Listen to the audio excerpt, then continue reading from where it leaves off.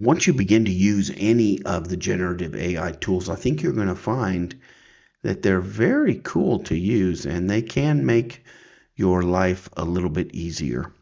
Certainly appreciate the naming of Microsoft's AI tool here, Copilot, because it's really a co-pilot, not the actual pilot.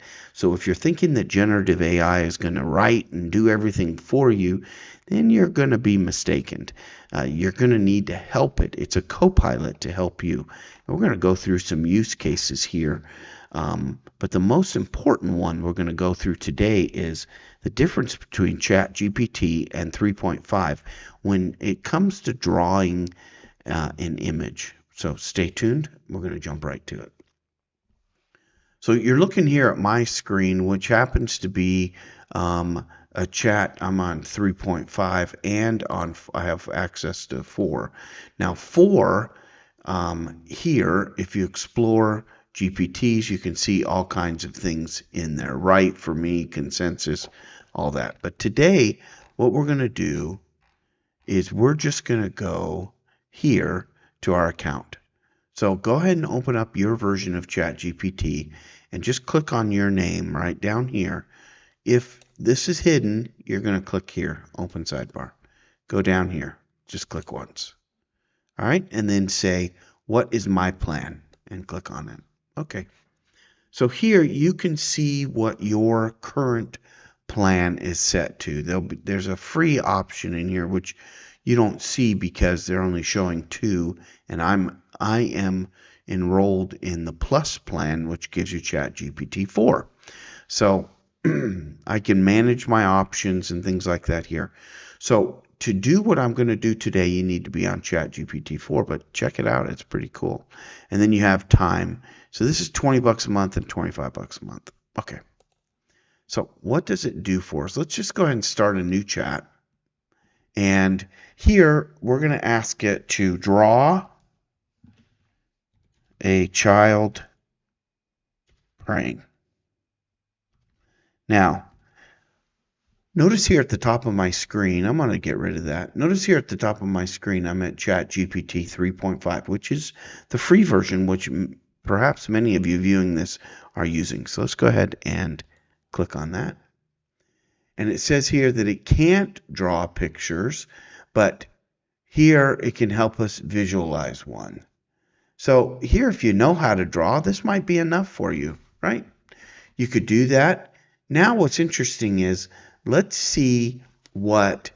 copy this and see if when we ask it in ChatGPT 4, if it gives us something similar. So let's go ahead and copy what they're saying is the visualization.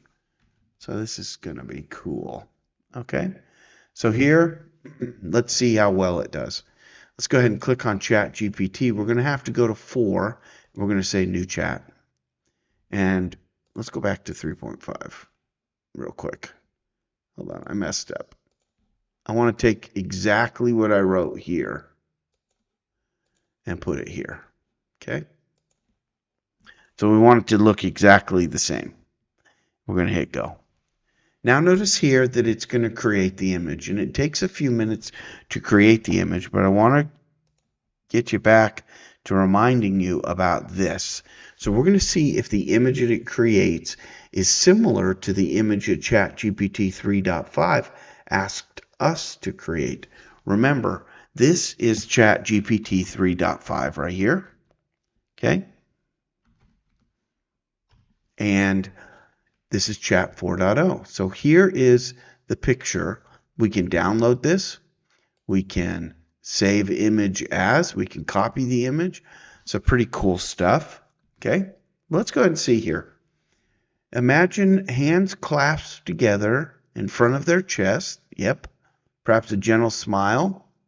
Let's see here.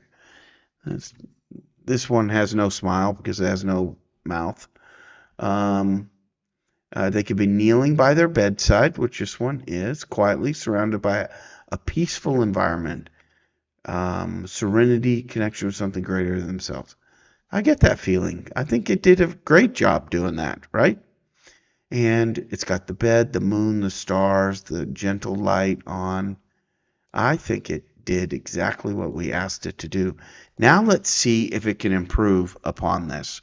Can you draw this as a picture? Let's see what it does with that. So we can, as we're already a digital picture created, if you're looking for a physical drawing or something digital art, I can certainly generate an image with specific artistic qualities if you describe what you're looking for. Okay, can you draw the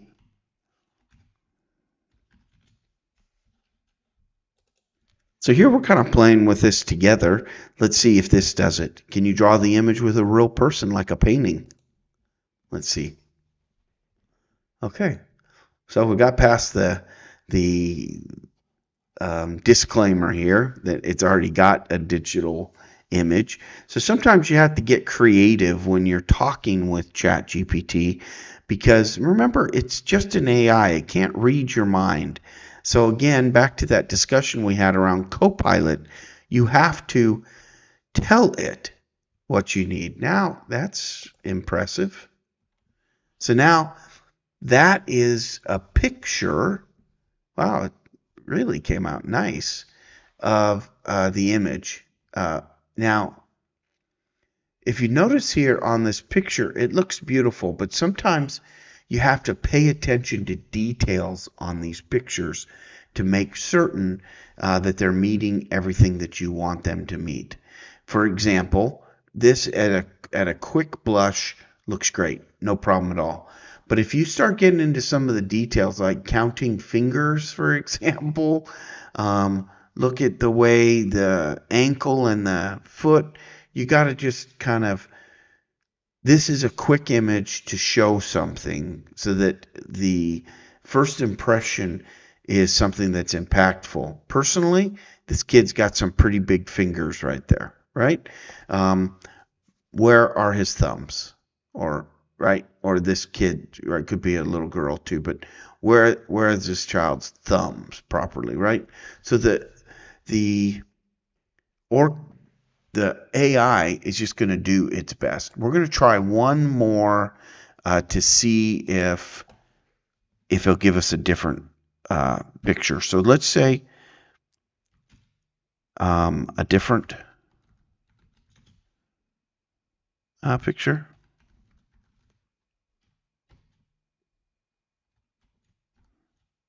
Let me see here. We'll say try another option. All right, so it's going to go ahead and create. So we can keep kind of prompting it to move along. We could have said try another option with brown pajamas, and it probably would have done that, or a white bed. So we can give it a little more details. Now, sometimes it actually gives us this problem, right? It won't load the image. So we're going to try one more thing here. We're going to ask it to draw it with pink pajamas. Let's see what it does.